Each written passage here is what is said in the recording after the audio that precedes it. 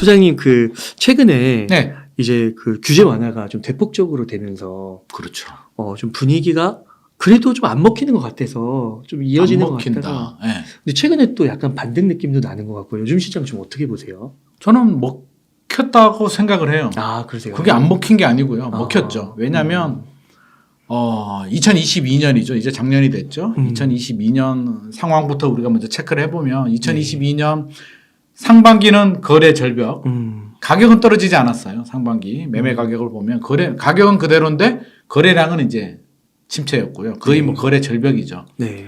하반기 넘어가면서 이제 조금씩 가격이 떨어집니다. 거래는 계속 안 되고 있고요. 가격은 떨어지는데 우리 벌집 순환 모형 이론이라고 있는데 똑같아요. 침체 진입기 특징이 가격은 안 떨어지는데 거래량이 급감하거든요. 그러다가 이제 하반기 내려가면서 가격은 떨어지고 거래량이 떨어지는 게 이제 침체기 진입했다는 거죠. 네. 떨어지는데 속도가 좀 빨랐어요. 어. 왜냐하면 충격파가 있었거든요. 금리 인상이 그냥 금리 인상이 아니고 사실 유례를 찾아보기 힘들 정도로 가파르게 너무 급격했죠. 진짜. 수직 상승 하다 보니까 이거는 저는 글로벌 금융위기 때 우리 서프라임 모기지론 사태 있었잖아요. 네. 그 정도 급이라고 생각하거든요. 충격파가. 워낙 빠르게 올랐기 때문에 사실 가격도 빠르게 떨어졌고요. 지역마다 이제 차이는 있어요. 그래서 강남은 좀 덜 떨어졌어요. 강남은 한 15%, 20% 정도. 물론 강남에서도 30% 떨어진 아파트들도 있고요. 수도권 전반적으로 보더라도 한 30% 정도 또는 일부 지역들 송도나 뭐 백옷 이런 데 가면 한 50% 가까이도 떨어진 아파트들도 있는데 한 3개월 만에 이렇게 떨어졌거든요. 3개월 만에 2020년, 2021년 2년 올랐는 게 3개월 만에 다 반납했거든요. 그러니까 얼마나 빨리 올랐고 2년 올랐는 것도 빠른데 내려가는 속도도 굉장히 빨랐다. 그러면서 이제 둔촌주공이 이제 변곡점이 됐죠. 둔촌주공이 정부 입장에서는 가만 내버려 둘 수가 없었고요. 12,000세대 정도 되는데 둔촌주공이 미치는 영향이 우리 공사 중단 사태에서도 네. 문제가 되고요. 12,000세대면 서울의 1년 입주 물량의 반토막이거든요. 2분의 1이거든요. 서울이 24,000호 정도 지금 입주 물량이 나오고 있으니까 둔촌주공이 미치는 영향이 굉장히 크고 네. 상징성이 크죠. 둔촌주공이 만약에 대규모 미분양 사태가 발생했다라고 하면 이게 30% 하락 수준이 아닌 거죠. 거의 폭락, 소위 말해서 경착륙으로 하는 거죠. 근데 정부의 부동산 정책 목표, 요즘 분위기의 부동산 정책 목표는 경착륙은 막자. 네. 집값 올리는 게 절대 아니에요. 집값 오르는 걸 원하는 정부는 없습니다. 물론 빠르게 떨어지는 경착륙을 원하는 정부도 없습니다. 정부가 원하는 거는 안정, 연착륙이거든요. 야, 둔촌주공이 깨져버리면 이거는 경착륙으로 가겠다. 굉장히 급해졌고요. 규제를 빠르게 풀었죠. 풀고 있었는데 마지막에 풀었는 게 1.3 대책이죠. 1.3 대책 때 강남 3구하고 용산구 빼고 다 풀어버렸잖아요. 맞아요.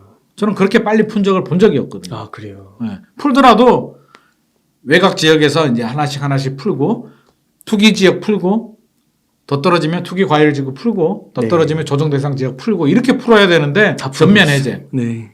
다 풀었는데 효과가 없다고 말씀하시는 분들이 있는데 제가 왜 효과 있다라고 말씀드리냐면 이게 1.3 대책이 안 나오고 이런 파격적인 규제 완화가 안 나왔으면 완전 그냥 둔촌주공 계약률이 지금 70%로 우리가 예측을 하고 있는데 잠정 공개는 안 했어요. 50%는 안 나왔을 거다. 50% 안 나오죠. 40% 나왔을까? 왜?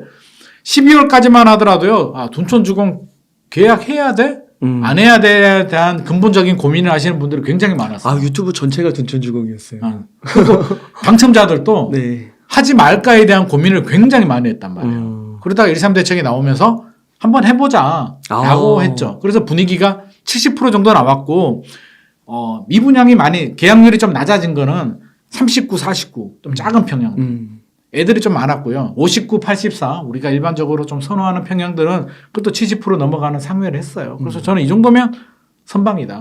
우리 장위자이도 59.6% 나왔잖아요. 네. 계약률이. 네. 1.3 대책 안 나왔으면 장위자이도 저는 40%안 나왔을 거다. 거의 박살나는 수준이었는데 이 정도 나왔고 이 효과인지는 모르겠지만 효과인 것 같아요. 제 생각에는. 급매물이 거래가 되기 시작했어요. 뚝 떨어지다가 헬리오시티 예를 들면 23억 8천만 원이 최고가였거든요. 어마어마하네요. 어마어마하지. 그게 10년 전인가요? 2012년, 13년도에 이제 공사하기 전에 가락시형 아파트 시절에 6억 2천 했었거든요. 34평 배정받는 게. 와. 그때 제가 아시는 분들 추천 많이 했거든요. 야, 네. 이거 사라. 분명히 10년 내에 좋은 아파트가 된다라고 했는데 4배네요, 4배. 4배까지 갔다가 이제 떨어졌죠. 그래서 13억 8천까지 나온 거래량이 나왔는데 거래 가격이 그거는 특수관계로 판명이 났고요. 15억 뭐 8천?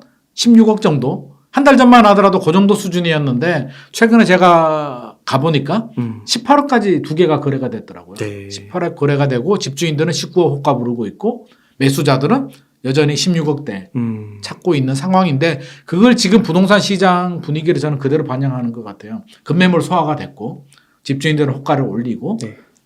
또 급매물 호가 오른 가격에서 거래가 되다 보니까 호가를 더 올리고 매수자들은 따라오지 않고 주저주저하는 줄다리기 상황을 하고 있는데 현재 부동산 시장이 딱 그런 분위기고요. 그래서 집주인들은 이제 희망을 찾았죠. 최악은 면했다. 이제 바닥 확인했으니까 네. 올라갈 일만 남았어. 라는 희망을 가지고 있고 매수자들은 아니야. 아직도 집값 비싸. 라고 얘기하면서 다수는 기다리는데 집을 사려는 분들 있잖아요. 항상 있잖아요. 사려는 분들, 팔려는 분들 항상 존재하기 때문에 12월만 하더라도 워낙 무서우니까 하락 속도가 너무 빠르니까 일단 지켜보자라는 관망을 했다면 지금은 이제 긴가민가한 것 같아요. 그래서 문의도 좀 늘어나고 있고 현장 부동산 이야기 들어도 문의가 굉장히 늘어났다. 노원구도 마찬가지고 제가 상계동도 갔다 왔는데 문의가 늘어나고 급매물이 하나씩 거래가 되고 있다고 하더라고요. 송도도 마찬가지고요. 동탄도 그렇고. 그래서 저도 요즘 문의가 조금씩은 늘어나고 있더라고요. 그래서 지금 분위기가 딱 그런 분위기다. 간보고 있는 분위기, 줄다리기 하고 있는 분위기라고 보여집니다. 네, 그러면 소장님 네. 미래일은 뭐 아무도 모르겠지만 네. 이 분위기가 줄다리기 하는 분위기가 어디로 무게추가 실릴지. 그거 굉장히 어려운데요. 네. 줄다리기 하는데 저는 당분간은 네.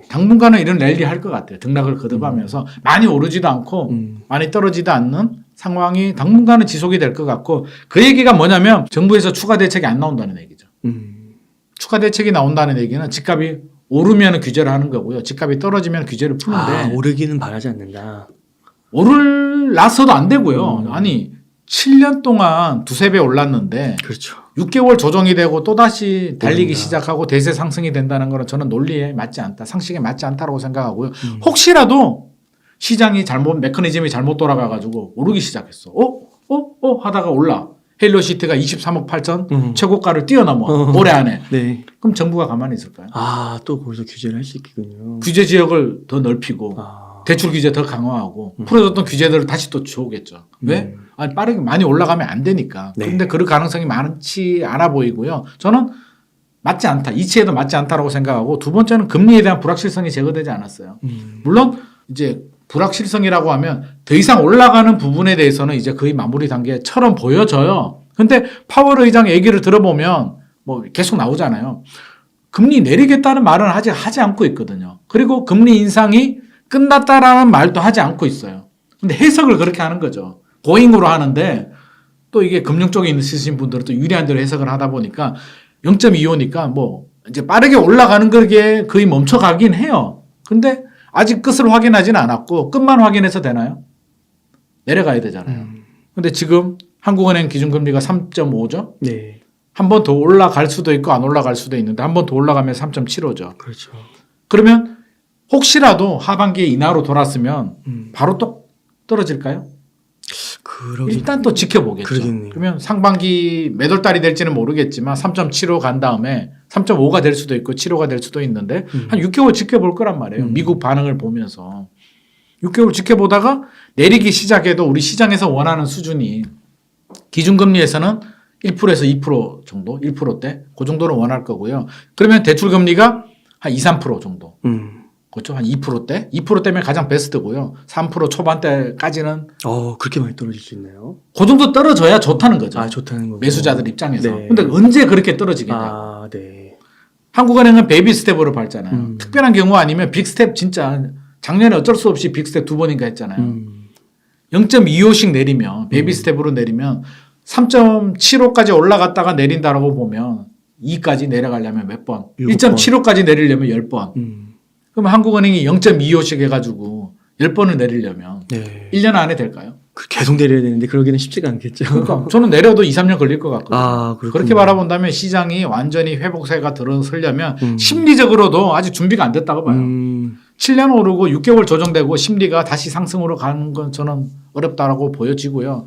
금리도 2, 3년 정도 필요할 것 같고요. 우리가 시장에서 그렇군요. 원하는 수준까지. 그다음에 세 번째 변수가 전세거든요. 네. 왜 가파르게 떨어졌느냐? 2022년 11, 12, 3개월 동안 굉장히 가파르게 떨어졌는데 전세가 같이 무너졌거든요.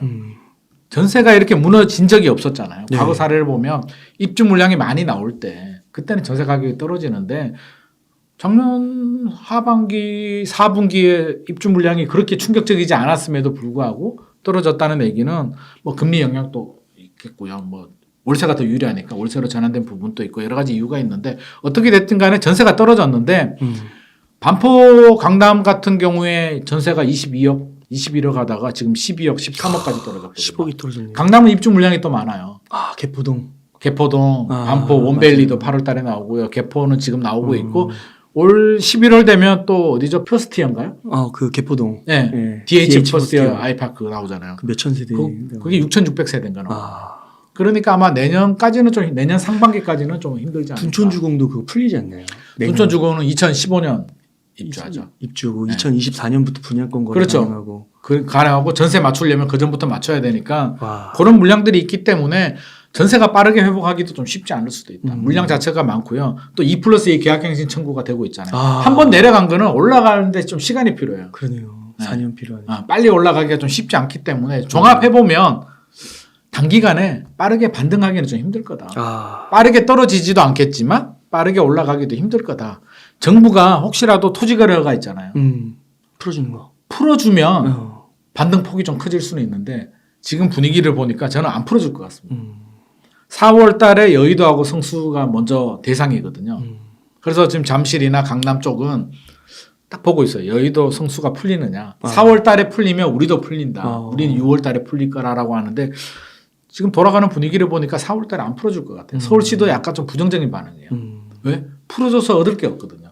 집값이 빠르게 떨어지면 풀어주겠죠. 조정 대상 지역을 풀어주기는 부담스럽고 네. 토지거래 허가라도 풀어주는데 지금 분위기가 급매물이 소화가 되고 일부 약간 호가 약간 오르고 있는 분위기인데 굳이 시장에 자극을 줄 필요가 있을까? 이렇게 바라본다면 당분간은 등락을 거듭하면서 가고 저는 지금 1차 바닥이라고 보이죠. 1차 바닥을 확인했고요. 1차 고점도 확인했잖아요. 고점. 네. 고점이 2021년 하반기나 2022년 작년 초 헬리오시티를 자꾸 예를 들어서 죄송하지만 워낙 대표성이 있는 거래가 많이 되고 아파트니까요. 있으니까. 헬리오시티가 23억 8천이 이제 확인했잖아요. 고점. 저점은 16억대. 그 사이를 왔다 갔다 하지 않을까. 제가 대표적으로 예를 든 거고요. 네. 그래서 조금 올라가다가 아마 퍼센티지로 얘기하면 100%에서 70% 정도, 저는 30% 정도 떨어졌다라고 보여지는데 그 사이를 왔다 갔다 하는데 매수자들도 70% 정도면 산다. 왜? 바닥 확인했으니까 1차 바닥. 80% 올라가고 90% 가까이 가면 안 살 거예요. 고점 가까이 가네? 지금 들어가서 먹을 게 별로 없겠다라는 생각이 있기 때문에 올라갔다가 내려갔다가 올라갔다 내려갔다를 한 1, 2년 정도는 반복하지 않을까. 1, 2년. 그래도 상당기간 계속 횡보를 하는 거네요. 그게 저는 정상이라고 보여지죠. 그러다가 뭐 그게 3년 차가 될지는 모르겠지만 한 번 또 다른 충격파가 한 번은 더 와야 된다고 봐요. 그래서 그게 오고 나서 다시 대세 상승이 되는데 과거 사례를 보면 신기하게도 좀 비슷한 게 우리 2008년도 글로벌 금융위기 때 있잖아요. 네. 그때도 이제 서프라임 모기지론 때문에 뚝 떨어졌었잖아요. 작년 뚝 떨어졌죠? 네. 이유는 좀 다르죠. 2008년도는 서프라임 모기지론 미국 때문에 떨어졌고 작년은 미국이 기준금리 빨리 올려서 떨어졌고 그때 그래서 반등했어요. 네. 2009년도에 반등한 다음에 랠리가 있었거든요. 정책에 따라서 올랐다가 오를만 하면 떨어지고요. 떨어졌다 싶으면 오르고요. 항상 그 사이를 왔다 갔다 하더라고요. 그러다가 2012년도 제 기억으로는 12년도인데 12년도에 대출 그 한시적 대출 규제를 가지고 MB정부 때 묶었다 풀었다가 하다가 그때 트리거가 되면서 한번 쭉 떨어지면서 패닉 셀 현상, 투매 현상이 발생했거든요. 그 다음에 5년간 양도세 면제 박근혜 정부 때 빚내서 집 사라 나오면서 사실 랠리가 끝났거든요. 네. 다시 상승으로 돌아섰는데 그게 한 4년 걸렸잖아요. 4년, 5년 정도. 그렇다면 지금 또 일단 시장은 비슷하다. 떨어졌다가 살짝 올라서 이제 반등을 하고 있는데 이게 1년, 2년 만에 저는 다시 대세 상승으로 가기는 힘들 것 같습니다. 말이 안 되는 얘기고요. 적어도 2, 3년. 네. 지역마다 편차는 있어요. 입주 물량이 많은 지역들. 인천 같은 경우는 조금 더 오래 갈 수도 있고요. 또 우리 3기 신도시 물량들 나오잖아요. 분양 물량들이 뭐 고양 창릉도 그렇고 하는데 2026년 7년 되면 이제 분양 본청약 막 한단 말이에요. 그런 지역들은 조금 더 영향이 오래 갈 수도 있고 서울 같은 경우는 2024년 하반기 2025년 둔촌주공이 마무리되면 사실 서울의 입주 물량이 굉장히 줄어들 겁니다. 서울은 재건축 재개발 아니면 입주 물량이 나올 데가 없잖아요. 공교롭게도 문재인 정부 시절에 입주 물량이 많이 나왔거든요. 한 4만 호 정도 나왔는데 그게 언제부터 시작이 됐냐면 MB 박근혜 정부 때 규제를 풀어주면서 정비사업 진행을 해서 입주 물량이 그때 나온 거고요. 문재인 정부 5년 동안 박원순 전 서울시장 시절에는 사실 규제를 좀 많이 했잖아요. 그래서 그때 규제를 해서 추진이 제대로 안 된 영향이 저는 그때부터 나오지 않아요. 2026년부터는 서울은 입주 물량이 좀 부족할 거다. 그러면 지역별로 이제 온도 차이가 좀 존재하겠죠. 네. 그래서 아무래도 그렇게 진행될 가능성이 저는 좀 높지 않을까 싶습니다. 심리적으로 아파트는 심리예요. 이게 토지나 상가하고 달라요. 제가 지금 아파트 이야기하는 거거든요. 아파트는 심리인데 심리가 한번 붕괴가 돼야 되거든요. 줄다리기에서 한번 기울어져야 돼요. 네. 기울어져야 다시 이쪽으로 기울거든요. 차면은 기울고 오르막이 있으면 내리막이 있는 게 자연의 이치고 세상의 이치이기 때문에 저는 한 번은 기울어져야 된다. 안 기울고 다시 간다는 거는 좀 말이 안 된다. 그리고 최근에 6개월 동안 조정이 된 건 빠른 금리 인상에 대한 충격파가 컸기 때문에 그것 때문에 계속 떨어지지는 않을 거고요. 1차 바닥은 확인했고 2차 바닥은 어떤 트리거가 있을지는 모르겠어요. 뭐 정책적인 트리거가 있을 수도 있고 대외적인 트리거가 있을 수도 있는데 한 번은 심리가 무너져야 된다고 생각이 들어요. 그래서 한 번 무너질 때가 언젠가. 오를 때도 마찬가지거든요. 저도 계속 불안했거든요. 올라갈 때도 그게 확인이 안 됐어요. 막 뭐라 그러죠? 패닉 바잉? 패닉 바잉이 한번 나와야 되는데 그게 2018년도도 많이 올랐거든요. 17년도도 강남은 올랐고 18년도도 올랐고 19년도 조금 조정이 됐는데 패닉 바잉이 안 나왔는데 이대로 끝나는 걸까라는 생각이 들었는데 예상치 못한 코로나 팬데믹이 생겼잖아요. 그러면서 거의 뭐 우리 제정신이 아니었잖아요. 진짜 막 사회적 분위기도 그랬고요. 그래서 사실 오버슈팅이 되면서 패닉 바잉이 나왔잖아요. 그럼 떨어질 때도 한 번은 집주인들이 좀 던지는 상황이 발생해야 패닉 셀링이 나와야 되는데 그래요. 최근에 패닉 셀링은 안 나왔잖아요. 일부 급한 집주인들이 호가를 떨어뜨려서 몇 개가 거래가 된 거지. 네. 다수의 집주인들은 아니야. 반등해. 아직은 아니야라고 하는데 우리 심리가 똑같아요. 1년은 무조건 버티거든요. 버티잖아요. 네. 우리도 마음 똑같잖아요. 어금니 주인 입장이라고 생각하면 어금니 꽉 깨물고 버티지 왜? 네. 모르니까 미래를 모르니까 어떻게든 되겠지라고 하는데 장기적으로 우상향하는 건 맞죠. 근데 2년차 넘어가면 불안하죠. 대출이자도 안 줄어들고 대출이자 빠르게 줄어들긴 힘들잖아요. 대출이자도 늘어나고 이러다가 회복 못하면 어떡하지? 근원적인 불안감도 들고 3년차 넘어들게 되면 이제 멘탈이 굉장히 흔들리기 시작하거든요. 야, 못 버티겠는데? 라고 할 때 이제 패닉셀이 나오거든요. 지금은 패닉셀 나올 때가 아니다. 제가 집주인이라도 지금 던질 때 아니죠. 근데 다주택자들이 2, 3년 시간이 지나도 되려고 하는데 안 되고 반등하려고 하다가 또 조정이 되고 반등하려고 하다가 조정이 되면 그때부터 낙담이 들어가거든요. 그래서 한 번 더 2차 바닥 확인한 다음에 저는 상승으로 전환되지 않을까 생각을 합니다. 영원히 하락하는 건 아니고요. 네. 그래서 우리가 그런 랠리를 좀 확인해야 되고 자기 상황에 맞춰서 그렇다고 너무 겁을 드실 필요는 없는 게 상식적으로 생각하면 그렇게 올랐는데 요거 잠깐 조정되고 다시 또 마라톤 같으면 42.195를 뛰었는데 일주일 쉬고 또 마라톤 뛰어라고 하면 힘들죠. 힘도 들고 사실 뛰죠. 말이 안 되잖아요. 못 뛰죠. 그러니까 7년 동안 달린 걸 생각해 보면 저는 좀 쉬어야 될 기간이 6개월은 부족하다. 네. 심리적으로도 그렇고요. 네. 그래서 뭐 상황적으로 보나 논리적으로 보나 뭐 당분간 2, 3년 동안 다시 뭐 상승 랠리로 간다. 그렇게 반등은 있을 수 있어요. 소폭 반등. 소폭 반등까지. 그래서 예를 들어서 뭐 10억짜리가 7억으로 떨어졌다가 8억, 8억 5천, 9억까지 갈 수는 있죠. 근데 그게 10억을 뚫기에는 힘들 거다. 왜? 10억을 뚫으려고 하면 우리가 집을 살 때는 기대 수익률이라는 게 있거든요. 내가 10억을 주고 사게 되면 매수자 입장에서 세금 내고 재산세 내고 예를 들어서 종부세도 내고 그리고 또 남는 게 있어야죠. 나중에 남으면 양도세도 좀 내야 되니까. 그러면 10억에 사면 적어도 한 13억? 15억 정도는 간다라는 확신이 있어야 투자할 만한 거잖아요. 네. 근데 지금 과연 헬리오시티가 23억 8천에 사서 지금 분위기상 만약에 간다라고 28억, 30억 간다라는 확신이 있을까? 네. 23억 8천짜리 사가지고 23억 8천에 머물러 있으면 안 하는 게 나은 거잖아요. 그렇죠. 그러니까 지금은 그런 확신이 있는 상황이 아니기 전세도 때문에 싸게 살 수 있는데. 그렇죠. 음. 굳이 지금 그렇죠. 기다렸다가 해도 되는데 다른 선택지들이 많기 때문에 그렇게 뚫기는 어려울 거다. 소장님께서도 네. 그 전세가율을 네. 좀 지표를 좀 중요시하게 보시나요? 지표도 중요하기도 하고요. 네. 전세가 중요하죠. 그러니까 전세가 중요하니까 전세 가율을 따지는 건데 네. 전세 가율에 너무 또 함몰해버리면 왜냐하면 전세 가율이 지방 같은 경우는 또 굉장히 높거든요. 네. 그럼 바라보는 관점이 다른 거죠. 지방이 중소도시들이 전세 가율이 막 90% 넘는 아파트들이 있다는 얘기는 그게 막 투자 가치가 좋아서 그런 게 아니고 굳이 살 필요가 없는 거예요. 네. 굳이 전세로 살아도 되는데 그렇지. 오르지도 않는 집을 왜 사? 그러니까 실수요자들은 살긴 살아야 되는데 사서 구매를 해서 거주할 이유는 없는 거죠. 전세를 살면 세금도 안 내도 되고 집값 하락에 대한 고민도 안 하기 때문에 전세 가율이 높은 거고요. 일반적으로 우리 서울이라든지 수도권 시장 같은 경우는 기본적으로 오를 때는 올라가 주잖아요. 그러니까 그 이제 서울 수도권 경우에서 또는 광역시 기준에서 보면 전세 가율이 중요하죠. 그래서 전세 가격이 원래 메커니즘은요.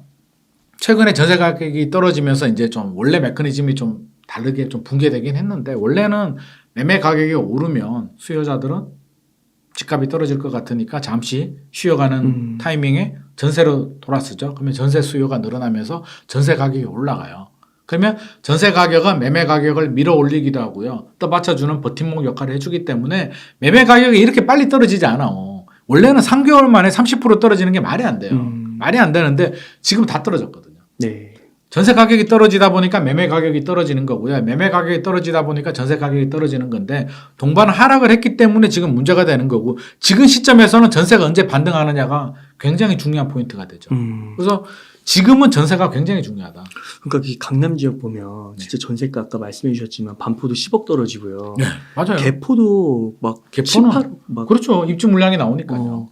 그러면은 말씀해 주신 대로 그게 또 임대차 4년까지 한 5년 갱신할 수 있으니까 2년 아니 5% 갱신할 수 있으니까 그러니까 4년이 가면요. 4년 가는 거죠. 이 매매는 지금 보니까 20억이 넘는데 네. 전세가 8억인 거예요. 그렇죠. 그럼 이 갭이 엄청나잖아요. 40%죠. 전세 가율이. 그렇잖아요. 네. 그러니까 이게 너무 많으니까 매매가가 여기서 더 떨어질 가능성이 있지 않을까? 떨어지거나 조금 떨어지더라도 네. 매매 가격이 떨어지는 데는 여러 가지 이유가 있죠. 올라가는 데도 이유가 있겠지만 전세 가율이 40% 정도면 네. 뭐 엄청나다고 할 수 보통 40에서 60% 정도거든요. 그 사이 왔다 갔다 하는데 입주 물량이 많기 때문에 어쩔 수는 없어요. 어쩔 수는 없는데 이 전세 가격이 매매 가격이 올라가려면 사실 전세 가격이 좀 따라와줘야 되거든요.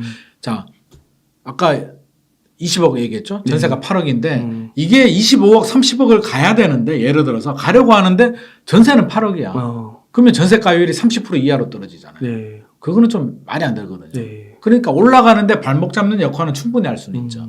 내려가는 거는 제가 볼 때는 지금 어느 정도 떨어졌기 때문에 하방 경직성은 어느 정도 유지가 되는데 40% 정도면 올라가는데 발목 잡을 수는 있겠다. 네. 그래서 금리가 문제가 되고요. 전세가 문제가 되는 게 전세가 이게 쉽게 해결되기가 쉽지 않아요. 또 주인 입장에서 가장 고통스러운 게 제 주변에도 그렇게 하소연하시는 분들이 많은데 집은 안 팔 수 있잖아요.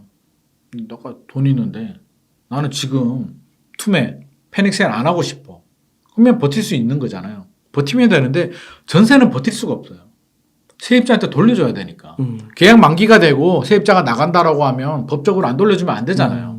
돌려줘야 되는데 22억에서 12억으로 떨어졌다고 생각해 보세요. 10억을 반환해줘야 되는데 원래 전세가 원래 받았다가 반환해줘야 되지만 우리나라에서는 전세 금액이 집값에 녹아 들어가 있잖아요. 네. 안 녹아 들어가면 내가 다른 데 투자를 해버렸고 없는 돈이란 말이에요. 이미 녹아 들어가 있는데 매매 가격도 떨어지고 전세 가격도 떨어지면 이제 생돈으로 내야 되는데 아무리 강남에 아파트 있는 분들도 안 되는 거예요. 현금 10억을 통장에 있는 걸 깨가지고 세입자한테 준다? 그 현실적으로 어렵잖아요. 강남에 있는 부자분들 안 돼요, 그거. 저는 보질 못해가지고 될 것 물론 같아요. 현금이 몇십억 있는 사람들은 그럴 수는 있지. 네. 강남에 이제 자산가와 자본가는 다르잖아요. 자산이 강남에 아파트 두 채 있으면 30억짜리 두 채 있으면 60억 자산가인데 네. 자본은 없단 말이에요. 왜? 대출에 전세 가격이 다 들어가 있고 통장에 현금 흐름은 그렇게 좋지 않아요. 그래서 심한 경우에 축의금 낼 돈이 없다는 분도 제가 봤거든요. 아, 진짜요? 강남에 아파트가 두 채가 있는데 축의금 낼 돈이 없는 거지. 대출 이자 내고 전세 끼고 샀기 때문에. 그렇구나. 근데 10억을 어떻게 돌려줘요? 그러니까 안 돌려주면 세입자는 어떻게 해요? 그리고 한 가지 여기서 또 궁금한 게 만약 22억 전세금을 받았어요. 네. 10억을 돌려줘야 되는데 네. 그러니까 그런 경우를 이제 제가 경험해보지 못했으니까 네. 그거를 2년 후에 돌려준다고 생각을 안 하는 건가요? 전세 돌려주는 게 생각 안 하는 게 아니라 원래는 전세 가격이 안 떨어지잖아요. 올라갔잖아요. 많이 그러니까 다른 사람한테 22억을 받아야죠. 원래 나가도 최근엔 전세 가격이 떨어졌고요. 지금까지는 올랐으니까 25억을 받을 수 있었지. 원래대로면 25억 받아서 3억 냅두고 22억 돌려주고 3억은 내가 뭐 대출을 갚든지 다른 데 또 갭 투자를 하든지 이렇게 섰잖아요. 말도 안 되게 전세 가격이 떨어지다 보니까 이게 멘붕이 온 거죠. 이거 뭐지? 그렇구나. 원래 전세 제도의 존재 이유가요. 전세 가격 상승이에요. 전세 가격이 상승하지 않으면 전세의 존재 이유가 없거든요. 전세 제도가 존재할 수가 없어요. 근데 지금 일시적으로 이런 현상이 발생했기 때문에 주인 입장에서는 이제 미치고 환장을 하죠. 근데 세입자들은 내 돈 받아야 되잖아요. 받아서 나가야 되는데 나가야지. 전세가 새로운 세입자가 22억이 안 들어오니까 저 12억 받고 나가고요. 나중에 주세요. 이런 세입자가 어디 있어요? 그렇죠. 없죠. 그러면 내용 증명 보내고 소송하고 맞아요. 경매 넘긴다 그러고 하면 주인 입장에서 또 스트레스 많이 받죠. 그렇죠. 그래서 사게라도 파시는 분들이 나왔어요. 주로 압박을 많이 느끼죠. 가만히 내버려두면 전세 가격만 올라가면 의외로 가격이 이렇게 안 떨어졌을 거예요. 근데 전세가 떨어지다 보니까 매매 가격도 동반 하락한 원인 중에 하나가 전세가 굉장히 중요하죠. 그러면 강남 아파트 가격이 다시 치고 올라가려면 네. 강남은 매매 가격도 많이 떨어지지도 않았어요. 15% 20% 정도. 다른 지역은 30% 이상 떨어졌는데 매매가 많이 떨어지지는 않았는데 전세가 많이 떨어졌잖아요. 그 얘기는 뭘까요? 남들 다 떨어지는데 저는 강남 불펜 믿지 않거든요. 강남이 뭐라고. 오를 때 먼저 오르고 떨어질 때 좀 늦게 떨어지는 거지. 강남이 아무리 수요가 많아도 다 떨어지는데 하락이 지속이 되면 강남이라고 버틸 수는 없을 거거든요. 네. 강남도 떨어져야죠. 네. 떨어지는데 이게 한계가 있는 거죠. 그래서 결국에는 이 전세가 굉장히 중요하다. 근데 지금 강남 같은 경우는 입주 물량도 많다. 올해 2023년에 입주 물량이 10,000세대 정도 돼요. 서울이 24,000인데 서초구 강남구만 10,000이에요. 송파구 강동구까지 하면 12,000, 13,000 정도 되기 때문에 부담스럽다. 그 반포자이가 네. 2014년인가 15년 그때 미분양 났었다고. 반포자에 네. 퍼스티지하고 네. 2014년이 아니고 더 전이었을 거예요. 더 전인가요? 네. 제 기억으로는 일반 분양이 2008년도인가 2009년도 그때 한 거로 알고 있거든요. 그때 그 기억이랑 지금이랑 이렇게 좀 매칭이 되시는 건가요? 그때는 미쳤다고 했죠. 왜? 반포자이하고 레미안 퍼스티지가 이제 같이 이제 했는데 미분양이 났거든요. 그때 일반 분양가가 3.3제곱미터당 평당이죠. 3천만 원에 나왔어요. 지금은 엄청 싼 건데. 지금 생각하면 산데 그때 생각하면 평당 3천만 원이 비싸죠. 그때는 평당 3천이면 얼마인가요? 34평이면 10억이 넘네. 10억 넘죠. 네. 그때 강남에서 제일 좋은 아파트가 그 정도 했으니까. 그래서 제가 그때 제 후배가 사무실을 찾아왔어요. 그래서 평당 3천만 원이 말이 되냐고. 그래서 제가 그래. 강남이 뭐라고. 미친 거 아니야? 나중에 알고 보니까 제가 미쳤더라고. 네. 그때 샀어야 되는데 내가 미쳤더라고. 그래서 그 욕할 문제는 아닌데 어떻게 됐든지 간에 그런 시절이 있었고요. 그래서 이제 많이 올랐죠. 오르긴 올랐는데 지금 또 전세 가격이 빠르게 올라가기는 좀 어려울 것 같아요. 특히 강남 같은 경우는. 그래요. 이미 떨어졌고 한 번 떨어진 게 올라가려면 2%에 걸려가지고 원래는 2년이었는데 이제 4년이 됐기 때문에 상당히 좀 더딜 거다. 그리고 입주 물량들은 주인이 입주하는 경우들도 있겠지만 또 세입자를 또 구해야 되기 때문에 전반적으로 본다면 저는 강남은 올해 좀 힘들 거다. 분위기가. 그래서 많이 떨어진 지역 있잖아요. 먼저 떨어진 지역들은 급매물도 소화가 되고 호가도 좀 오르겠지만 강남은 지금 그런 분위기는 아닌 것 같아요. 급매물이 소화되는 분위기도 아니고 문의가 있는 것도 아니기 때문에 오히려 강남은 올해 거래가 더 안 될 것 같습니다. 그러니까 강남이 어려우면 보통 강남빨로 시작해서 서울의 다른 지역이 어렵다고 하잖아요. 그렇죠. 그래서 또 하나의 이유가 올해 대세 상승이 힘든 이유가 큰형님이 강남이 죽쓰고 있는데 동생들이 막 형님을 뛰어넘어서 막 올라갈 수는 형님 없잖아요. 한번 해봅시다. 뭐 이런 형님 해볼 수는 없지. 강남을 뛰어넘을 수는 없는 거고 이제 동생들은 그럴 수는 있죠. 워낙 많이 떨어졌기 때문에 좀 회복하는 차원에서 10억 하던 게 7억 6억으로 떨어졌다가 7억 8억 8억 5천 이렇게 오를 수는 있죠. 네. 근데 강남은 10억 하던 게 예를 들어서 10억 하던 게 8억 5천까지밖에 안 떨어졌단 말이에요. 근데 여기서 다시 올라가지고 10억을 뚫는다? 그거는 현실적으로 어렵다는 거죠. 물론 강남에 10억짜리가 없겠지만 예를 들자면 그렇다는 거죠. 그러니까 그게 또 강남은 어렵지만 또 한편으로 강남 입성을 노리시는 분들은 또 있죠. 기회를 또 잡을 수도 있겠네요. 있죠. 그래서 송파구 아파트를 팔고 아. 그래서 입주 물량이 아, 많았잖아요. 네. 송파구에 아마 그 매물 나온 게 아마 그런 매물이라고 빨리 저는 정리해서. 생각을 해요. 왜? 송파구 아파트를 팔아야 개포나 원베일리나 이쪽 들어갈 수 있으니까. 그렇구나. 또 분양 받으신 분들도 있고요. 들어가려고 생각하시는 분들. 또 전세도 마찬가지예요. 그러니까 지금 팔아놓고 1, 2년 있다가 딱 들어갈 수 있다라는 거죠. 빨리 안 팔리니까 미리 아, 팔고 그렇구나. 올해 입주니까 작년에 헬리오시티도 많이 떨어졌고요. 전세도 마찬가지예요. 세입자도 예를 들어서 예예요. 헬리오시티 이제 전세로 사시는 분인데 같은 값이면 원베일리 한번 살고 싶잖아요. 아, 그렇죠. 근데 원베일리 전세 가격이 높지 않아. 예를 들어서 개포도 마찬가지고 맞아요. 프레지던스 새 아파트 한번 살아볼까? 엄청 잘 됐대요, 커뮤니티가. 그러니까 네. 전세인데 내 집이 아닌데 어때? 근데 이 집을 빼야 이쪽으로 갈 수 있잖아요. 그러네요. 그래서 빼는 경우들이 많고 우리 2+2 계약갱신 청구 같은 경우는 묵시적 갱신하고 똑같잖아요. 계약갱신을 했으면 계약갱신 기간 중에 세입자가 계약 해지를 요구할 수 있잖아요. 그러면 3개월 후에 집주인은 반환을 해줘야 된단 말이에요. 법적으로. 그러니까 예를 들어서 올해 1월에 계약갱신 청구를 했어요. 네. 그러면 2년 후까지 2년 동안 살 수 있잖아요. 네. 그러니까 주인은 마음 놓고 있는데 갑자기 세입자가 연락 와요. 빼고 싶다고. 네. 내 전세금 줘요. 3개월 후에. 법이 그렇대요. 집주인은 날벼락을 맞죠. 네. 2년 후는 좀 나아질 거라고 생각했는데 갑자기 돌려달래. 지금 전세 가격 떨어졌는데. 그래서 분쟁 생기는 경우들이 굉장히 많거든요. 네. 그래서 이런 게 전반적으로 집값 하락에 영향을 줬고 전세 가격 하락에도 영향을 줬습니다. 아, 그러니까 이게 오늘 딱 소장님 말씀 들으면서 제가 헬리오나 뭐 잠실이나 이쪽에서 매매가 많이 발생하잖아요. 네네. 아무래도 대규모 단지라서 그런 것도 있어서 보니까 막 손절하시는 분도 있고 이런데 그게 단순히 뭐 이렇게 손절하는 느낌도 물론 그런 분도 있겠지만 정말 상급지로 가기 위해서 준비하시는 그렇죠. 단계로서도 준비하시는 분들도 있고 전세 때문에 팔아야 되는 분들도 있는 있고 거고. 여러 가지 이유도 있는 거죠. 물량이 하나도 없으면 가만히 정체되어 있을 수도 있는데 지금 뭔가 강남 쪽에 많은 변화가 있잖아요. 네. 입주 물량도 나오고 또 전세도 맞춰야 되고 뭐 하기 때문에 그게 연동이 돼서 그쪽 그리고 상급지잖아요. 네, 상급지. 그러니까 상급지로 갈아타기 위해서는 상급지를 저렴하게 살 수 있으면 내 집을 같은 4억이면 그렇죠, 그렇죠. 충분히 결단을 내릴 수 있는 거죠. 그 말은 또 이제 잠실을 노리시는 분들은 그 다른 그럼요. 지역에서 또 그렇게 전략을 쓸 그럼요. 수도 있는 거고. 그래서 송파구가 생각보다 서초구, 강남구, 송파구, 잠실 3구인데 송파구만 많이 떨어졌거든요. 서초구, 강남구는 야, 15% 정도, 강남 2구에 들어가려고 하는 20% 거네요. 정도 떨어졌고요. 물론 뭐 재건축 아파트는 좀 더 떨어졌겠지만 송파구가 상대적으로 많이 떨어진 거는 사실 3구기 때문에 상급지가 서초구, 강남구기 때문에 좀 먼저 떨어졌다라고 보여지고요. 서초구, 강남구가 영원히 안 떨어진다라고 네. 보지는 않습니다. 네. 소장님, 네. 둔촌주공 아파트가 네. 사실 분양가하고 옵션비를 합치면 거의 뭐 14억 5천, 뭐 15억에 달하는 비싼 가격입니다. 잠실 엘리트 바로 옆에 있는 네. 파크리오 아파트가 최근에 16억 실거래가를 찍었는데요. 물론 그래요. 네, 최근의 분위기는 이제 조금 바닥 찍고 아 맞아요. 조금 올라간다. 음. 그런 분위기도 있지만 소장님 제가 조금 어려운 질문 하나 드려보겠습니다. 네. 둔촌주공 현재 가격이 1차 바닥을 지금 말씀해 주셨잖아요. 네네. 서울에. 네네.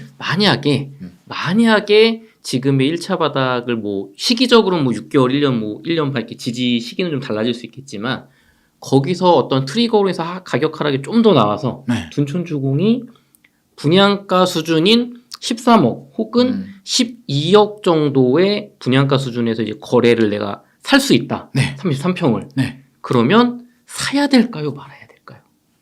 사야 되냐고? 네. 저는 사야 된다고 보죠. 사야 된다고 보시나요? 네. 더 떨어질 때까지 기다리는 게 아니라. 2차 하락이 있었잖아요. 네네. 자, 앞서서도 제가 설명을 드렸지만 1차 하락이 떨어지고요. 2008년도 글로벌 금융위기 때 생각해 보면 1차 하락이 2008년도, 2009년도에 쭉 떨어졌다가 회복하고 이제 그다음부터 횡보로 갔거든요. 횡보라는 게 직선이 아니고 올랐다가 떨어졌다. 10억짜리가 7억 갔다가 8억 5천 가다가 다시 7억 5천 갔다가 이게 왔다 갔다 했거든요. 왔다 갔다 하다가 한 번 더 떨어졌는데 여기서 2차 하락이 있었다는 얘기는 횡보가 아니라 2차 하락이 있었다는 얘기는 진짜 이제 거의 바닥 확인했다라고 보여지죠. 랠리가. 이게 6개월, 1년 만에 있지는 않을 것 같고요. 뭐 네. 과거 사례를 보면 한 2, 3년 또는 그 이상 걸릴 수도 있는데 어떻게 됐든 간에 이제 갈 때까지 갔잖아요. 산이 높으면 골이 깊고 네. 골짜기를 확인했다면 이제 다음 산으로 올라갈 가능성이 높아졌잖아요. 그렇죠. 아무래도 이제 2차까지 심리적으로 왔다는 건 보면. 거의 뭐 절반 가까이 그렇죠. 떨어져. 저는 지금 7년 오르고 6개월 조정된 거에 대해서는 인정하지 않아요. 6개월 조정되고 다시 대세 상승이 된다는 거는 저는 말이 안 된다고는 생각하는데 7년 오르고 한 3, 4년 떨어졌어요. 네. 가격도 충분히 조정이 됐고 그 사이에 그 인플레이션에 따른 화폐 가치 하락도 우리 화폐 가치는 계속 떨어지잖아요. 그렇죠. 10년 전에 1억하고 지금 1억이 다르잖아요. 많이 다르죠. 그러니까 4년, 5년 정도 지났다라고 하면 지금 13억하고 5년 후에 13억은 다르거든요. 아, 또 돈의 가치가 또 5년 뒤에 13억은 또 다르죠. 달라지니까. 그 심리도 다르고. 심리도 다르고. 근데 12억으로 떨어졌다. 네. 5년 전, 4년 전, 3년 전에 13억에 분양을 했는데. 네. 근데 거의 바닥 확인 가까이 왔어. 2차 바닥까지 왔어. 그럼 충분히 베팅할 만하다고 저는 생각을 하죠. 왜? 이 시기가 지나면 다시 올라갈 가능성이 높으니까. 설령 더 떨어질 3차 바닥이 있을 가능성보다는 두렵긴 하죠. 네.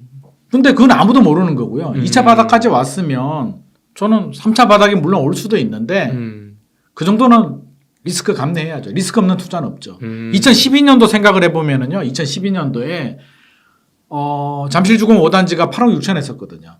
8억 5천 했나요? 8억 6천 정도. 지금 23억 하는 것 같은데. 그때 전세가 3억 5천 정도 했고 네. 5억은 있으면 살 수 있었는데 네. 불과 10년 전이에요. 불과 아. 10년 전. 그렇군요. 근데 그때 사신 분이 있어요. 음. 개포도 지금 뭐 개포주공 그 1단지가 재건축한 게 DH 뭐 퍼스트 네, 아파트인데 그 아파트가 34평 배정받을 수 있는 물건이 5억 7천까지 떨어졌었거든요. 야, 지금 돈 몇 배야? 지금 뭐 32억까지 갔나요, 거기가? 그러니까 예. 그렇게 떨어졌는데 지금 생각해 보면 어때요? 굉장히 저렴하다고 느껴지네. 그때 들어갔어야지. 그쵸. 근데 그때 사시는 분들이 제 주변에 있었거든요. 근데 저한테 물어봤어요. 지금 들어가도 될까? 더 떨어질 것 같은데. 겁나는데요? 어떻게 해야 돼요? 지금 바닥 맞아요? 막 물어보는 거예요. 네네. 근데 제가 신도 아니고 바닥인 줄 제가 감히 장담해서 말씀드릴 수는 없잖아요. 정확한 거는 이제 가봐야 아는 거고. 가봐야 아는 건데 제가 그때 그렇게 말씀드렸죠. 자, 잠실주공 5를 예를 들면 8억 6천 하다가 8억 6천까지 떨어졌는데 더 떨어지면 한 5천만 원? 많게는 10% 정도? 네. 5천만 원 정도 더 떨어질 수는 있다. 오르니까. 근데 오르면 5억 이상 더 오르지 않겠냐. 아, 하락폭은 요만큼인데 네. 상승폭은 이만큼이니까. 그렇죠. 그리고 여러 가지 징조를 보면 하락이 한 4년, 5년 되지 않았냐. 네. 상승 기간 대비 이제 하락도 4년, 5년 정도면 충분히 쉬었다고 생각을 한다. 그리고 두 번째, 부동산 규제가 거의 다 풀리지 않았냐. 이 정도 풀렸는데 바닥 가까이 왔다면 베팅 해볼 만하지 않냐. 더 떨어지면 8천만 원, 오르면 5억이다. 근데 또 그렇게 얘기를 하죠. 네가 10% 8천만 원 뭐 이야기를 하는데 더 떨어져. 그래서 8억이 5억이 돼. 아, 그렇죠. 더 떨어질 수 있죠. 8억이 5억이 돼. 네, 30% 그럼 너 떨어져. 책임질 수 있어? 그렇죠. 전세가 3억 5천인데 책임질 수 있냐라고 하면 책임은 못 지겠지만 영원히 회복을 못해. 이제 잠실이 5억이야. 영원히. 물론 그럴 리는 없겠지만 네. 영원히. 그렇다면 어떻게 할까? 최악의 경우. 네. 최악의 경우는 같이 망하는 거지 뭐. 그렇죠. 뭐. 나보다 돈 더 많은 친구도 다 물렸잖아요. 네. 그게 안 오르고 더 떨어졌다는 얘기는 강남의 다른 지역 아파트들도 다 폭락했다는 얘기잖아요. 그렇죠. 회복을 못하고 막. 그거는 방법이 없지. 전체 판이 기울어져 버리면. 대한민국이 끝났어. 그럼 은행에 돈 넣으면 안전할까요? 그 정도 상황이면. 내가 어떻게 개인이 어떻게 할 수 있는 수준이 넘어선 그렇죠. 거니까. 내가 할 수 있는 수준을 넘어버리게 되면 그것까지 가정해 버리면 답이 없다. 그리고 우리 상대적인 비교가 힘들잖아요. 네. 자, 내가 사는 아파트는 떨어졌어요. 내 친구가 사는 아파트는 올라. 배가 좀 아프죠. 좀 아픈 게 아니라 많이 아프지. 네. 그거는 잠이 안 오지. 아, 네. 근데 같이 떨어져요. 어. 나는 이제 한 채 겨우 샀는데 집 세 채 가진 내 친구도 같이 떨어져가지고 나보다 더 망했어. 왠지 조금 위로가 좀 되는. 위로가 좀 되지. 네네. 그게 우리 상대적인 박탈감이 무서운 거거든요. 특히 우리나라에서는 그게 더 강하죠. 옛날에 무슨 외국에서 무슨 게임을 했다라고 하는데 심리 게임을 했는데 한국 사람들은요. 게임을 했을 때 어떨 때 우리가 쾌감, 희열을 느끼냐면 내 옆에 있는 친구보다 네. 내가 돈을 더 땄을 때 상대적인 비교를 많이 하는 거죠. 내가 많이 땄을 때가 아닌가요? 네. 근데 외국 사람들은 내가 땄을 때 내가 10,000원 땄을 때 행복을 더 많이 느꼈고요. 한국 사람은 내가 10,000원 땄는데 내 친구는 20,000원 따면 기분 나쁜 거지. 중요한 게 상대적 비교군요. 상대적인 비교가 우리는 왜 이게 경제가 폭발적으로 성장하면서 기회가 많았잖아요. 네. 아파트, 주식 여러 가지가 성장 과정을 많이 겪었던 그 신생 국가이기 때문에 상대적인 비교를 많이 하게 되죠. 그래서 같이 떨어지는 거는 두렵지 않아요. 근데 나 혼자 이제 벼락거지가 되고 나 혼자 네. 뒤떨어지는 건 두렵기 때문에 최악의 경우를 가정해서 내가 샀는데 영원히 떨어져. 대한민국이 답이 없어라고 하면 그거는 은행에 넣어도 답이 없고요. 주식시장은 무사할까요? 그죠. 모두가 무너지는 거에 대해서는 그런 가정까지는 저는 답이 안 나온다. 그래서 적어도 1차 바닥 확인하고요. 조금 더 기다렸다가 2차 바닥을 확인하고 네. 그렇죠. 고점 대비 한 30에서 50% 정도 빠졌겠죠. 그렇게 되면 그쵸. 그 정도 빠지고 그 정도 상황이 되면 이제 정부도 가만히 있지 않죠. 지금 또 규제를 풀었지만 강남 3구, 용산구 남겨두고 풀었지만 그래도 남아있는 카드가 있잖아요. 강남 3구, 용산구 나중에는 풀 거고요. 더 떨어지면 토지거래가 당연히 풀 거고요. DSR 당연히 풀겠죠. 왜? 집값이 폭락하는데 우리나라 경제가 무사하겠냐고. 금융시장으로 불똥 튀잖아요. 그렇죠. 그렇게 떨어지면 우리나라 뭐 은행들, 1금융권들, 2금융권들 흔들리면 어떻게 할 거야? 대한민국 경제 자체가. 집값이 하락해서 국민들이 얻을 수 있는 편익보다 이 집값이 너무 폭락해서 어떤 은행권이나 기업들이 무너지는 그 불이익이 너무 크기 때문에 총체적 난국이죠. 어느 정도 그 정도까지 떨어졌다면 이제 좀 완화책이나 어떤 강력한 완화책이 나오죠. 강력한 지금은 그 정도까지는 아니죠. 지금 그 정도 아니죠. 규제적 풀었는 거 정도만 했잖아요. 그렇죠. 규제하던 정부 입장에서는 집값이 오르면 네. 표심에 좀 영향을 받죠. 이거 뭐 하냐. 집값 폭등했는데 이제 욕을 좀 많이 먹어. 그러니까 정치인들은 이제 대통령 네. 힘들죠. 힘든데 집값이 이제 서서히 안정되는 거는 좋아. 그러니까 지금이 딱 좋은 국토부 입장에서 보면 네. 제가 국토부 장관이면 지금이 딱 좋아요. 아, 네. 폭락은 멈췄고 그렇죠. 살짝 금매물이 거래가 살짝 돼. 많이 오르지도 않아. 지금이 딱 좋은 분위기거든요. 국토부 입장에서는. 그렇죠. 간 보면서 그냥 이렇게 횡보가는. 그렇죠. 근데 이게 빠르게 떨어지게 되면 왜 규제를 풀었냐면 빠르게 떨어지게 되면 앞서서 말했듯이 금융시장 자체가 지금 건설회사들은 아마 줄도산 많이 나올 거거든요. 분양시장은 더 힘들기 때문에 건설회사들이 줄도산이 나오면 거기 돈 된 PF 대출을 일으킨 금융회사들. 그렇죠. 그렇죠. 누구 돈으로? 우리 국민들 돈, 나라 돈으로 그 돈 다 날아가는 거잖아요. 흔들리고. 대한민국 국민의 자산이 70에서 80% 정도가 부동산이잖아요. 그렇죠. 부동산에 편중돼 있죠. 자, 대한민국 전 국민 자산의 80%가 침체가 되고 붕괴가 된다. 소비를 할 수 있을까요?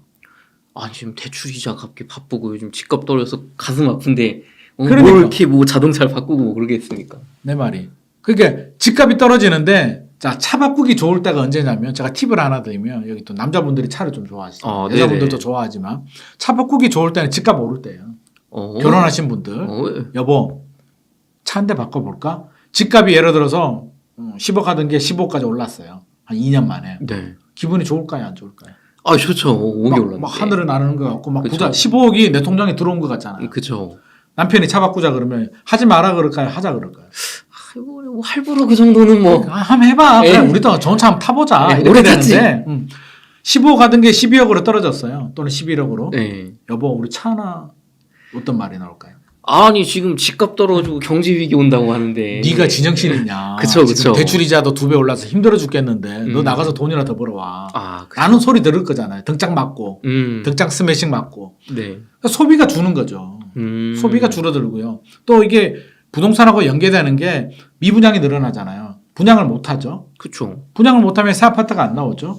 그러면 인력시장, 건설 경기, 가구업체들 우리 이사를 해야 되는데 이사도 줄잖아요. 새 아파트가 안 나오니까. 그렇죠. 우리 이사 갈 때 다 바꾸잖아요. 그렇죠. 이사 갈 때 가구도 좀 사고 가구 새로 사고 다 버리고 장롱도 좀 맞추고 장롱 맞추고 전자제품도 다 바꾸잖아요. 네. 가전업체도 안 돼. 음. 조경업 아파트 지어야 되니까 뭐 자재, 조경 뭐 다 안 되는 거예요. 가구업체도 안 돼. 요즘은 또 아파트도 조경 잘 꾸미니까. 그러니까 경제적으로 다 영향을 주는 거예요. 아, 그럼 이게 단순히 집값이 뭐 너무 폭락하고 막 어떤 건설업계에 안 좋다는 게 단순히 그 문제가 아니라 건설업계를 그냥 정부가 꼭 살리려고 하는 게 그것만 있는 게 아니다. 교통이 튀니까. 우리는 이제 박근혜 정부 때 빚내서 집 사라 그래서 이제 비판을 많이 하는데 그 상황이 저는 됐다라고 보죠. 그때는. 박근혜 전 대통령 그 정부가 진짜 집값을 막 폭등시키고 싶어가지고 막 그랬을까요? 제가 대통령이라도 어느 대통령이라도 집값 폭등해서 내가 좋을 게 뭐가 있어. 욕먹는데. 떨어지는 걸 막아야 되잖아요. 그러니까 그쵸. 항상 연착륙 얘기하잖아요. 경착륙은 맞겠다. 아 맞아요. 그런 얘기 많이 하시죠. 네. 근데 사실 연착륙도 쉽진 않아요. 우리 사람 심리가 돈 벌고 싶고 내릴 때는 또 두렵기 때문에 아예 안 해버리거든요. 극단적으로 움직이기 때문에 쉽지는 않은데 정부는 그래도 연착륙을 원하죠. 항상 안정. 그래서 집값이 오버슈팅 갑자기 많이 오르게 되면 규제를 하고요. 집값이 빠르게 떨어지면 또 규제를 푸는 그런 메커니즘이 될 수밖에 없어요. 그래서 맞물려 있기 때문에 부동산하고는. 그래서 어쩔 수가 없다. 그래서 더 떨어지면 반드시 더 강력한 규제들 뭐예요. 예를 들자면 양도세 특례 5년간 양도세 면제 이런 거 나오겠죠. 네네. 박근혜는 2013년도에 사람들은요 강력한 것만 기억을 하거든요. 그죠. 우리는 뭐 이렇게 막 짜잘한 거는 잘 모르고 양도세 면제해줬대. 그렇죠. 예. 그러면 자 부동산 정책도 박근혜가 다 풀었대. 박근혜 정부가 다 풀었대. 왜?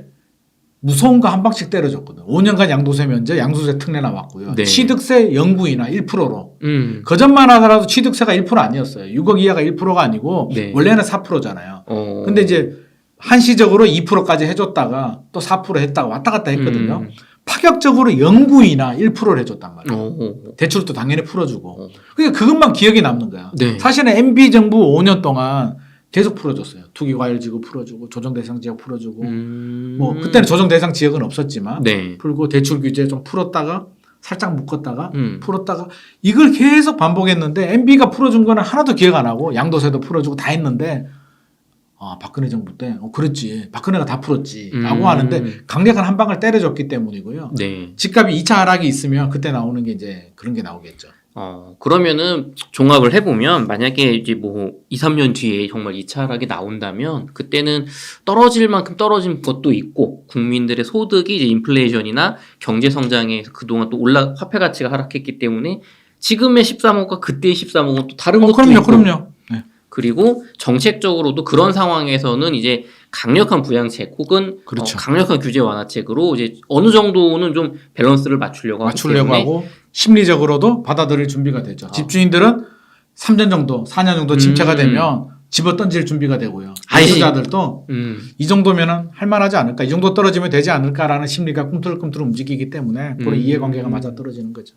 그래서 그런 게 종합적으로 됐을 때는 그때는 사셔야 된다. 저는 당연히. 근데 살 생각이 없어. 나는 영원히 안 살래. 그러면 네. 안 사도 되는 거고요. 근데 그때 안 사면 다음에 기회가 있을까요? 물론 떨어질 공포가 있겠지만 그때 못 사신 분들은 저는 계속 못 사신다고 봐요. 그래서 사실은 두렵죠. 그때 놓친 분들은 사실은 그때 놓친 분들이 많을 거예요. 무섭거든요. 그러면 그 다음에도 또 기회가 있긴 있어요. 그래서 바로 이렇게 수직 상승하지는 않거든요. 네. 2012년도가 바닥이었는데 2013년도도 사실 비실비실했어요. 조금 거래량이 늘어나는 수준이었거든요. 그래서 원래 정상대로 하면 약간 공격적인 성향이 있는 분들은 아까 2차 바닥일 때 들어가시는 게 맞고요. 조금 더 불안하신 분들은 이제 정부가 확실한 5년간 양도세 면제 이런 거 나올 때 들어가는 게 맞고 그 타이밍 놓친 분들이라도 1, 2년 정도 약간 오를 수는 있어요. 네. 그러면 20억 하던 게 예를 들어서 20억 하던 게 10억까지 빠졌어요. 예를 들어서. 그거 다 11억, 12억까지 올랐잖아요. 네. 그러면 대부분 사람들은 그렇게 생각해요. 10억 할 때 샀어야 되는데. 그죠. 그 옛날에 샀어야 되는데. 네. 항상 그 얘기를 하는데, 네. 자, 지나간 건 잊어버리고요. 20억 하던 게 10억 갔다가 12억 갔다? 근데 여러 가지 신호를 보면 1차 하락이 있었고, 랠리를 하다가 2차 하락을 했고, 정부가 풀어줄 규제를 다 풀어줬다? 라고 하면 이제 올라갈 일이 남았잖아요. 그죠. 그렇다면 12억 할 때도 들어가야 된다. 그때 사도 늦지 않는다. 시기적으로 보면 2014년, 15년도. 사실 그때 샀어도 뭐 엄청나게 2021년까지 그걸 생각하면. 근데 2014년, 15년에 사신 분들도 고민 많이 했죠. 2012년도, 13년도에 샀어야 되는데 얘기를 하면서 샀어요. 에이, 조금 늦었다 나는.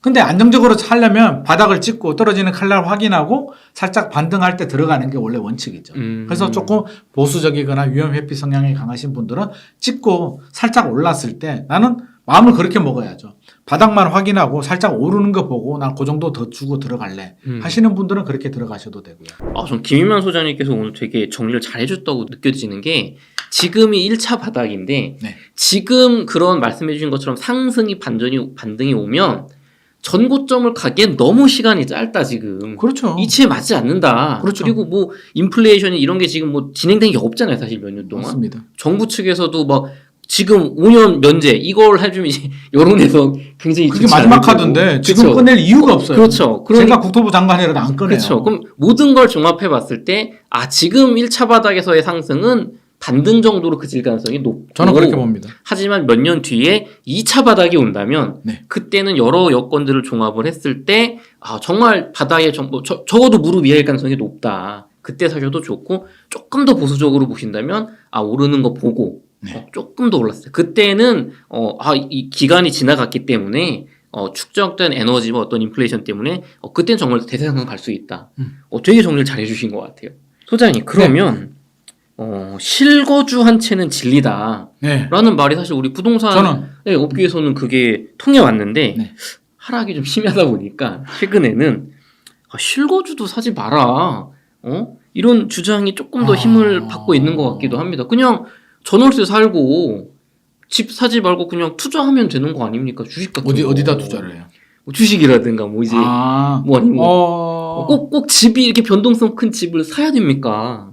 저는 집 하나는 그냥 보험이다. 보험이다. 필요한데 자 상황이 중요하잖아요. 지금 상황에서 또는 작년 12월 또 그렇게 말씀하시는 분들이 있어요. 작년 12월 달 집값 막 떨어질 때 네. 제가 좀 지켜보자라고 이야기를 하니까 야 네가 1주택은 정답이라며 무조건 사야지 왜 또 지켜보냐라고 하는데 물론 정답이긴 하지만 지금 상황 현재 상황은 좀 대치를 해서 적절한 판단을 해야 되잖아요. 급격히 떨어지는 상황이 명확하니까. 굳이 떨어지고 있는데 떨어지는 게 눈에 보이는데 굳이 들어갈 필요는 없잖아요. 적어도 네. 1차 바닥은 확인하는 게 좋겠고 근데 지금 1차 바닥 확인했잖아요. 그렇죠. 2차 바닥은 언제 올지 모르잖아요. 그렇죠. 제가 2차 바닥이라고 하지만 안 올 수도 있잖아요. 제가 틀릴 수도 있잖아요.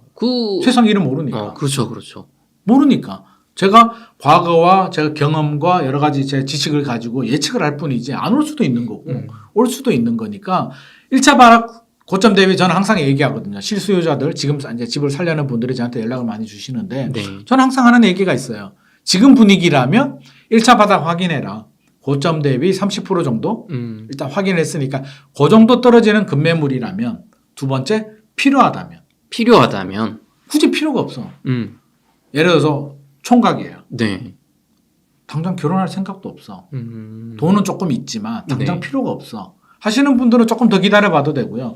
혼인이라든지 부모님 복양이라든지 자녀 교육 때문에 이사를 가야 되는 분들 필요하잖아요. 그렇죠. 애가 이제 중학교 올라가는데 아들아, 딸아 좀 기다려봐. 아빠가 타이밍을 보고 있는데 몇 년 기다려야 될 수도 있으니까 너 여기서 공부 좀 더 하다 기다려봐.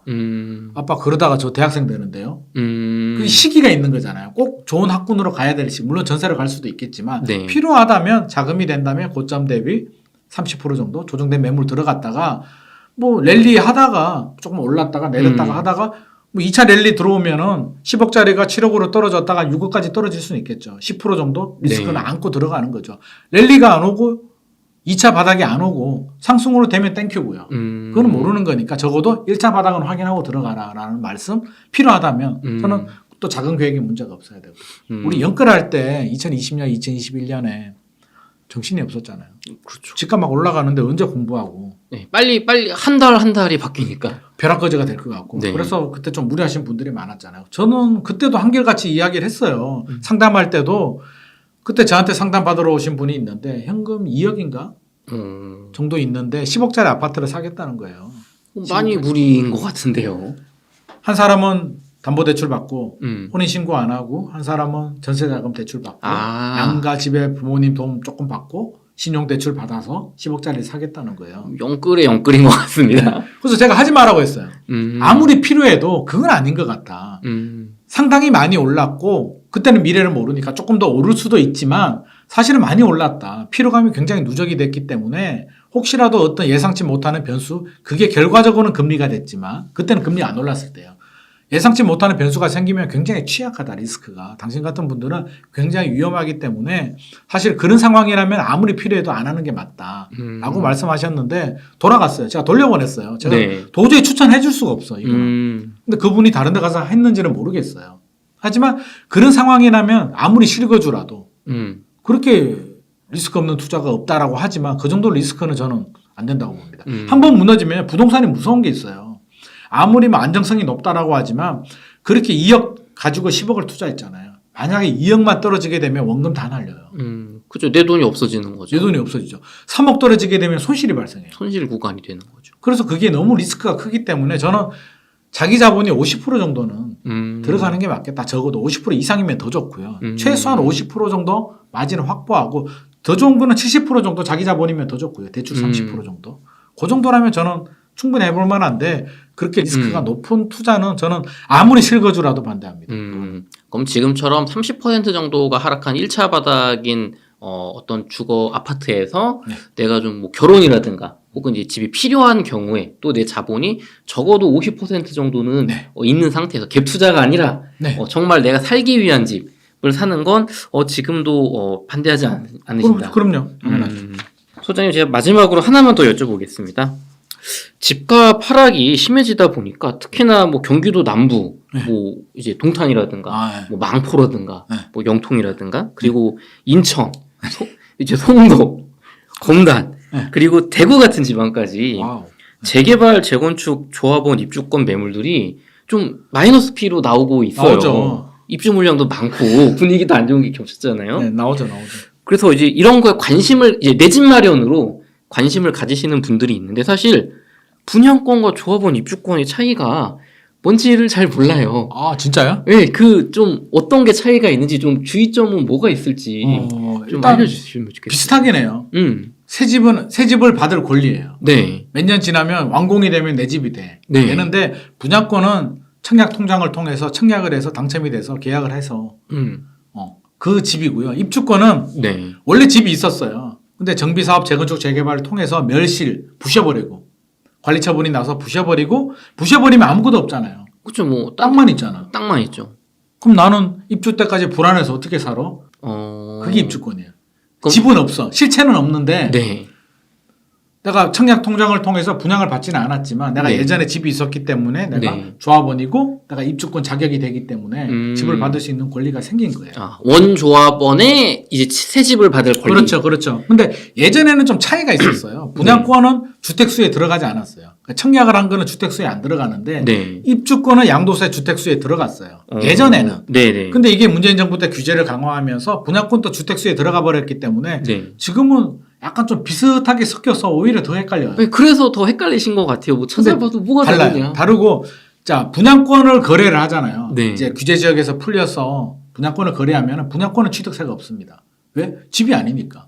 집이 아니니까. 나중에 2년 3년 후에 완공이 되면 그때 보존 등기가 나고 네. 내가 등기를 치면 내 집이 되잖아요. 그쵸. 입주권은 원래 집이 있었잖아요. 집이 있는데 부셔버린 거잖아요. 네네. 원래 있었죠. 있었죠. 그래서 취득세를 내야 돼요. 오. 근데 취득세가 집이 없죠? 뭐가 네. 있어요? 땅이 있잖아요. 땅이 있죠. 그래서 땅에 대한 취득세 4%가 나와요. 오, 입주권은 더 비싸. 더 비싸네요. 더 비싸요. 오. 그래서 입주권 구입하신 분들 중에 이거 뭐야? 왜 오. 취득세가 나와? 하시는 분들이 있는데 네. 분양권과 입주권이 다르기 때문에 그렇습니다. 그럼 가격이 같으면은 입주권이 더 취득세 면에서는 이득이라고 볼 수 있겠네요. 더 낮은. 분양권이 취득세 그쵸. 분양권이. 근데 그쵸. 입주권도 또 장점이 있죠. 또 장점은 뭔가요? 입주권 장점이라고 한다면 물론 뭐 돈이 좀 많이 들어갈 수도 있겠지만 분양권과 입주권은 근본적인 차이가 자 입지적으로 차이가 날 수는 있어요. 신도시 같은 경우는 이제 뭐 대규모 밀어버리고 완전히 도시를 새로 만드는 건데 대부분은 이제 신도시가 아닌 경우는 아파트를 구도심들 아파트를 만들잖아요. 아파트를 만들면 예를 들어서 강남이나 뭐 한남 뭐 이런 데 네. 보면 예전에 도시가 만들어졌잖아요. 네. 재건축 재개발은 거기가 주택이 노후화가 돼서 지역이 노후화돼서 새로 짓는 거잖아요. 역세권, 교육, 그쵸. 인프라가 좋을 거잖아요. 네. 뭐 용산이 인프라 좋잖아요. 좋죠. 강남도 마찬가지고 집만 오래됐기 때문에 기본적으로 좋은 위치를 차지하고 있어요. 입지가 좋다. 입지가 좋죠. 입지가 좋고 조합원들은 또 좋은 걸 가져가. 동이나 향이라든가. 먼저 선정을 하거든요. 층이라든가. 그렇죠. 로얄동, 로얄층을 다 가져간다. 둔촌 주고 5층 밑에만 주고. 그렇죠. 남는 거를 일반 분양하는 거예요. 재건축 재개발은. 그래서 일반 분양 받으신 분 중에 물론 신도시처럼 네. 다 일반 분양인 분들 그런 네. 분들은 뺑뺑이지. 저층이 걸릴 수도 있고 로얄층이 걸릴 수도 있는데 조합원 물건 네. 재건축 재개발 단지인데 일반 분양으로 네. 입주권이 아닌 일반 분양으로 한 거는 분양권이잖아요. 그런 물건들은 동이나 층이 좀 안 좋을 수는 있어요. 그런 그럼 차이가 있죠. 소장님 말씀만 들으면 조합원 입주권을 저렴하게 살 수 있다면 장점이 그래도 있는 것 장점이 같은데 있죠. 네. 또 일부 어떤 제가 찾아보니까 조합원 입주권을 구매했는데 아파트 분양이 저조하거나 준공후 미분양 등이 나면 추가 분담금이 뭐 늘어날 수도 있다. 맞아요. 뭐 리스크죠. 그런 얘기가 있는데 그러면은 정말로 제가 조합원 입주권을 사면 네. 잘 이제 분양이 안 됐어요. 그럼 제가 추가 분담금을 막 나올 수 있죠. 내야 될 수도 있는 건가요? 내야 될 수 있죠. 아. 조합원들이 네. 조합이라는 게 법인이에요. 회사를 어. 만든 거야. 네. 우리 뭐 삼성 같은 회사하고 똑같아요. 네. 재건축을 하기 위한 조합이라는 회사를 만든 거란 말이에요. 그 주주가 조합원이잖아요. 그렇죠. 그렇죠. 근데 회사가 어려워져 가지고 이제 돈을 더 내야 돼. 그럼 누가 돈을 내요? 잘 모르는 제3자가 돈 내주진 않잖아요. 그렇죠. 주주가 책임져야지. 네. 그러니까 조합원들이 그래서 최근에 평촌에 센텀퍼스트라는 아파트가 있어요. 네. 덕현지구 재개발했는데 그게 이제 계약률이 저조하다 보니까 할인 분양이 들어갔단 말이에요. 10%. 재개발이잖아요. 네네. 10% 할인 분양하면 그 결국 조합원들 입장에서는 들어올 돈이 줄어드는 거잖아요. 들어올 돈이 줄어드는 거예요. 예를 들어서 1,000억이 들어와야 되는데 10% 할인하면 9,000억이 들어오는 거죠. 900억이 들어오는 거죠. 네. 그럼 100억은 조합원들이 내야 돼. 아, 그럼 우리가 100명이면 1억씩 더 내서. 예를 들자면. 그런 일이 있을 수 있으니까 그건 리스크니까 아까 뭐 수원, 검단, 인천, 대구 말씀하셨는데요. 네. 좀 체크를 해야 되는 게 입주권이라고 해서 무조건 들어가야지. 많이 떨어졌으니까 들어가야지. 물론 타이밍은 봐야죠. 우리가 앞서서 이제 이야기를 많이 했듯이 뭐 1차 바닥이냐, 2차 바닥이냐, 고점 대비 몇 프로 떨어졌느냐, 정부에서 어떤 정책이 나오느냐, 뭐 그런 거를 따져봐야 되지만 네. 두 번째 확인해야 될 건 뭐냐면 입주 물량, 공급. 이 지역에 네. 내가 투자하려는 지역에 공급 물량이 얼마나 많으냐. 그게 입주 물량이거든요. 최근에 앱들이 잘 나오다 보니까 입주 물량을 쉽게 확인할 수 있는 앱들이 잘 나와요. 그래서 대구 같으면 내가 투자하려는 지역에 대구 딱 눌러서 하면 연도별로 입주 물량이 그래프로 쫙 나오거든요. 네. 딱딱딱 눌러서 확인해 보면 많아. 내년, 내후년까지 엄청 많더라고요. 2025년까지 많거든요. 네. 입주 물량이 많아. 만약 구별로 봐도 되고요. 네. 입주 물량이 많다는 얘기는 전세가 약세라는 얘기죠. 그렇죠. 전세가 약세라는 얘기는 매매 가격도 좋을 리가 없잖아요. 그렇죠. 떨어지면 오르기는 참 그렇죠. 어려운 전세가 거죠. 밀어 올려주거나 받쳐줘야 되는데 네. 전세가 약세라는 얘기는 입주 물량은 물량 앞에 장사가 없어요. 그래서 인천도 봐야 되고 인천도 입주 물량이 좀 많아요. 네. 구별로 좀 차이가 있어요. 네. 그래서 구별로 검색을 한 다음에 내가 투자하려는 분양권이나 입주권이나 아니면 아파트라도 입주 물량이 많다라고 하면 조금 더 고민을 해야 되고요. 예를 들어서 입주 물량이 내년까지는 많아. 네. 2024년까지는 많은데 2025년부터 입주 물량이 거의 없어. 그렇다면 근데 입주까지는 시간이 있어. 내가 투자하려는 게 내년이 문제가 아니고 2년 후에 입주해. 아, 그렇죠. 지금 짓고 있어.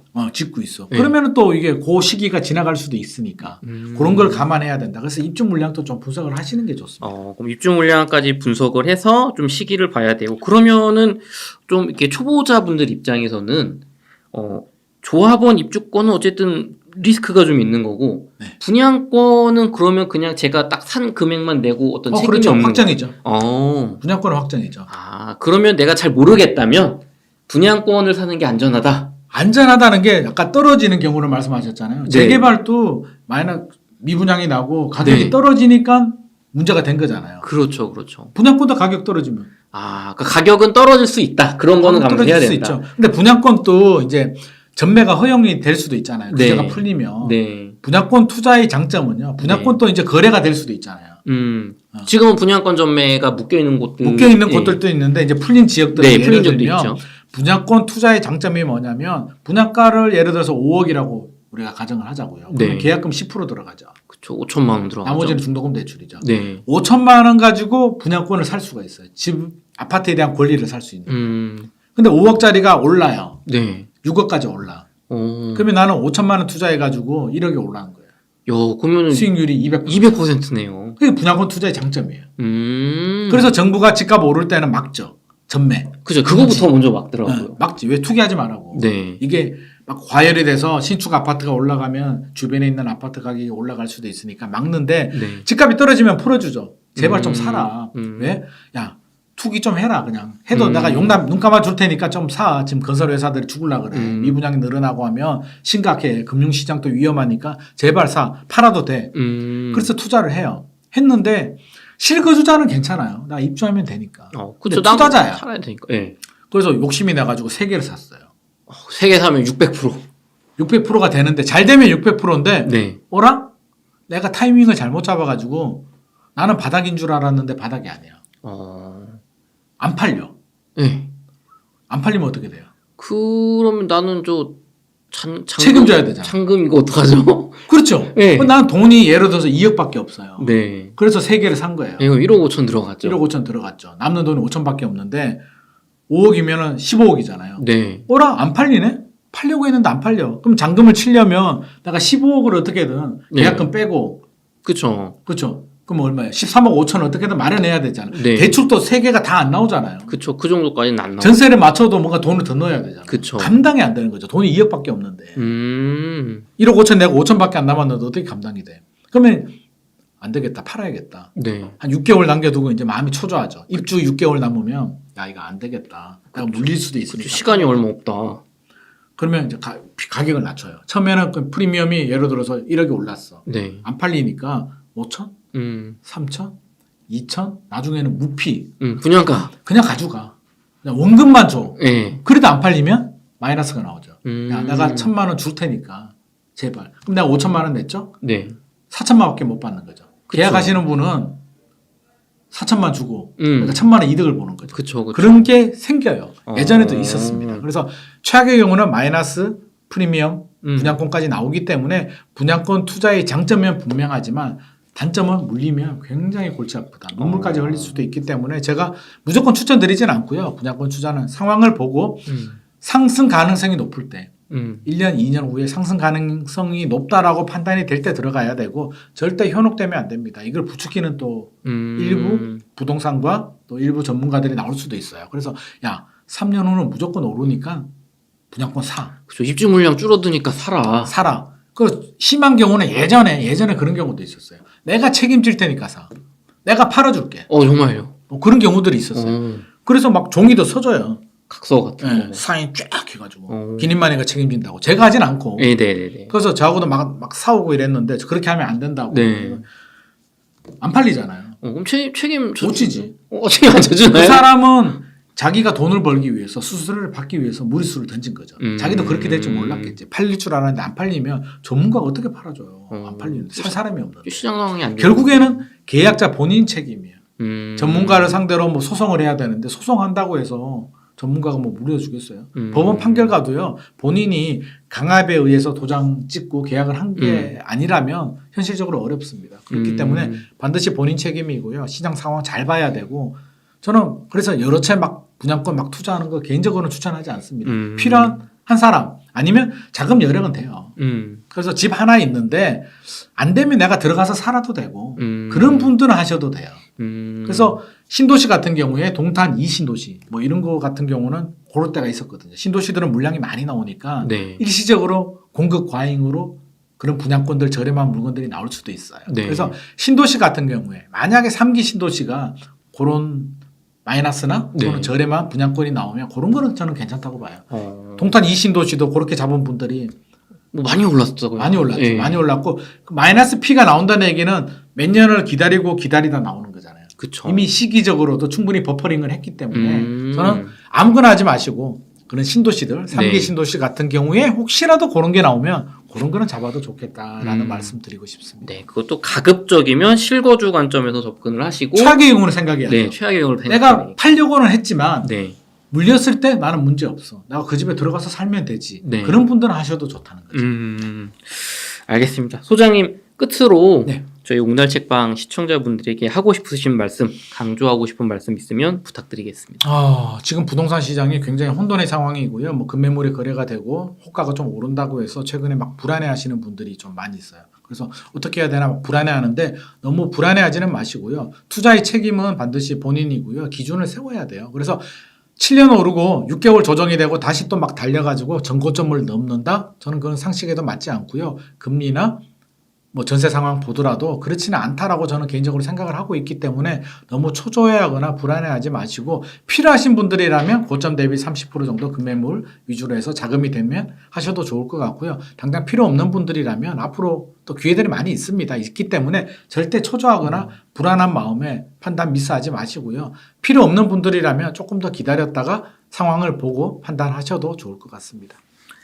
이렇게 해서 김인만 부동산 연구소의 김인만 소장님을 모시고 이야기를 나눠봤습니다. 긴 시간 동안 유익한 인사이트 많이 나눠주셔서 정말 감사합니다. 오늘 고생 많으셨습니다. 감사합니다.